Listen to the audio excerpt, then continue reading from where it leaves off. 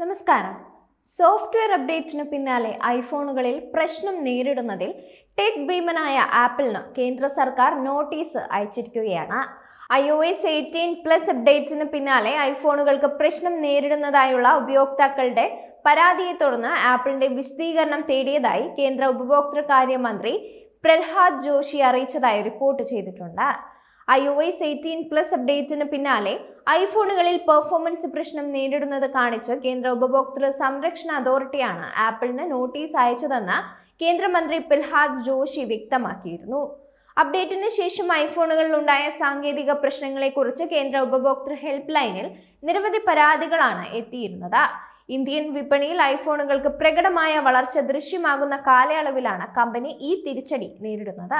വളരെ അപകടം പിടിച്ച സോഫ്റ്റ്വെയർ പിഴവുകൾ ഗുരുതരമായ ഡാറ്റ ചോർച്ചയ്ക്ക് കാരണമാകുമെന്ന് കാണിച്ച് ആപ്പിൾ ഉപകരണങ്ങളുടെ ഉപയോക്താക്കൾക്ക് 2024 2 തവണ Indian computer emergency response team മുന്നറിയിപ്പ് നൽകിയിരുന്നു.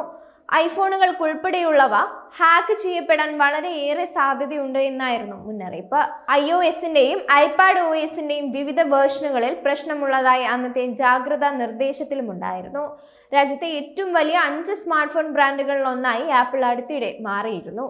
ഇന്ത്യൻ ഐഫോണുകളുടെ വിൽപ്പന ആരംഭിച്ച ശേഷം ഇതാദ്യമായാണ് ആപ്പിൾ ആദ്യം 5-ലെത്തുന്നത്. സെപ്റ്റംബർ മുതൽ ഡിസംബർ വരെ നീണ്ട ഫെസ്റ്റിവൽ കാലത്ത് ആപ്പിൾ 9 മുതൽ 10% മാർക്കറ്റ് ഷെയർ സ്വന്തമാക്കിയിരുന്നു. ഇന്ത്യൻ ഐഫോൺ വിൽപ്പനയിലെ ഏറ്റവും ഉയർന്ന വിപണി മൂല്യമാണിതെന്ന് ഒരു റിസർച്ചിന്റെയും IDCയുടെയും റിപ്പോർട്ടുകളിൽ പറയുന്നുണ്ട്. ഇതിനു പിന്നാലെയാണ് അപ്ഡേഷനിലൂടെ ഐഫോൺ പ്രശ്നത്തിലാകുകയും കമ്പനി തിരിച്ചടി നേരിടുകയും ചെയ്യുന്നത്.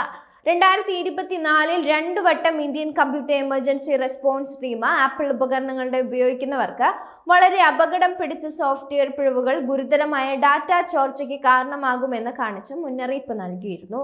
ഇന്ത്യ കയറ്റുമതി ചെയ്യുന്ന ഉൽപ്പന്നങ്ങളിൽ 2ാം സ്ഥാനത്തേക്ക് കയറിയിരിക്കുകയാണ് സ്മാർട്ട് ഫോണുകൾ. ഐഫോണുകളുടെയും സാംസങ്ങിന്റെയും കരുത്തിൽ കഴിഞ്ഞ വർഷത്തെ 4ാം സ്ഥാനത്തു നിന്നാണ് ഈ മുന്നേറ്റം. 2019 മുതൽ രാജ്യത്ത് സ്മാർട്ട് ഫോൺ കയറ്റുമതിയിൽ വർധന പ്രകടമായി തുടങ്ങിയതാണ്. 2019-20 കാലത്ത് $290 കോടി സ്മാർട്ട് ഫോണുകൾ കയറ്റി അയച്ചു. അന്ന് കയറ്റുമതി ഉൽപ്പന്നങ്ങളിൽ 14ാം സ്ഥാനത്തായിരുന്നു സ്മാർട്ട് ഫോൺ. തൊട്ടടുത്ത വർഷങ്ങളിൽ 9ാം സ്ഥാനത്തായിരുന്നു. 2023-24 $1560 കോടി കയറ്റുമതിയുമായി 4ാം സ്ഥാനത്തേക്ക് വരുന്നു. ഏപ്രിൽ-ഡിസംബർ കാലത്തെ റാങ്കിംഗ് കണക്കുകൾ പുറത്തു വന്നിട്ടില്ല. അതേസമയം സ്മാർട്ട് ഫോൺ കയറ്റുമതി ഇതിനകം $1535 കോടി കഴിഞ്ഞ വർഷത്തെ മൊത്തം കയറ്റുമതിക്ക് അടുത്തെത്തിയിട്ടുണ്ട്.